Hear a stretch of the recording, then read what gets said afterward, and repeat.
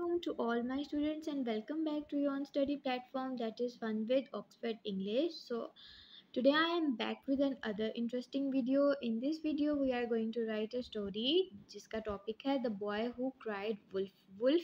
So student ये भी एक बहुत ही ज़बरदस्त स्टोरी है जिसमें हमें moral lesson मिलते हैं. तो चले पहले इसकी रीडिंग स्टार्ट करते हैं और देखते हैं कि इस स्टोरी में हमारे लिए कौन सा moral lesson है. Once a boy used to catch his goat in the jungle. यानी कि एक दफ़ा का जिक्र है कि एक लड़का जंगल में अपनी बकरियों को चराता था. One day he made a joke. एक दिन उसको एक मजाक सूझा. He began to cry wolf wolf. उसने चीखना चिल्लाना शुरू कर दिया कि भेड़िया आ गया. The villagers came running there to help him. गांव वाले जो आसपास रहते थे वो भाग कर आए ताकि उसकी हेल्प कर सकें.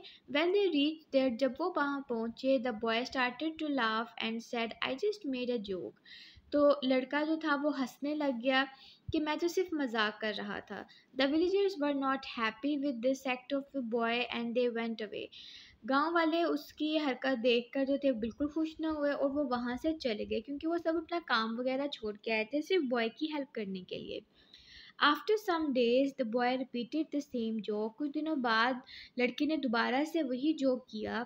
The villagers came again to help him, but they cursed him when they found him laughing.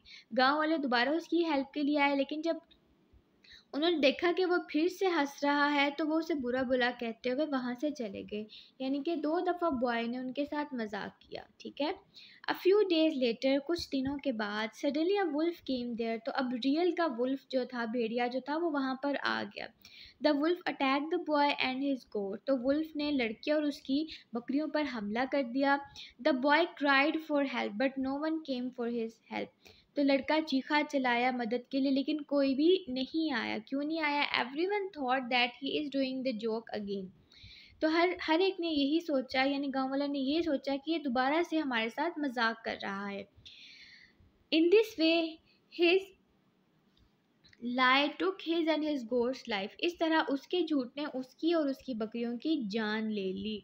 What a sad story it is, student. इससे हमें क्या सबक मिलता है कि आपको कभी भी झूठ नहीं बोलना चाहिए. अगर आप कभी सच भी बोलेंगे तो लोग यही समझेंगे कि आप फिर से झूठ बोल रहे हैं. ठीक है. तो यहाँ पे हमारे पास फर्स्ट मॉरल है once a liar is always a liar. जो हम एक दफ़ा झूठ बोलता है उसको हमेशा झूठा ही करार दिया जाता है. ठीक है. सेकेंड है हमारे पास the truth is self is not believed from one who often has deceived. वो कहते हैं सच जितना भी सही क्यों ना हो लेकिन लोग उस पर यकीन नहीं करते क्योंकि उस इंसान ने बार बार धोखा दिया हुआ होता है. ठीक है. यानी कि वो इंसान जिसने हमेशा धोखा दिया हो झूठ बोला हो उसके सच पर कोई भी यकीन नहीं करता. तो ये था आज का हमारा टॉपिक जिसमें हमने 2 मॉरल्स के साथ स्टोरी रीड की है. आई होप आपको इस स्टोरी की the boy who cried wolf की समझ आ गई होगी. आपने इसको सबसे पहले अच्छे से रीड करना है. इसके टॉपिक को जो इसके अंदर हिडन है मॉरल उसको समझना है और फिर इसको राइट डाउन करना है. आई होप आपको ये स्टोरी इजी लगी होगी क्योंकि मैंने बहुत ही इजी वर्डिंग में इसको लिखा है. लेकिन इसके अलावा अगर आपको कोई भी कन्फ्यूजन है किसी भी टॉपिक से रिलेटेड इंग्लिश के तो आप कमेंट सेक्शन में वो टॉपिक लिख दें. इंशाल्लाह नेक्स्ट लेक्चर में मैं आपके लिए उस पर वीडियो बना दूंगी. Till then take care. अल्लाह हाफिज़.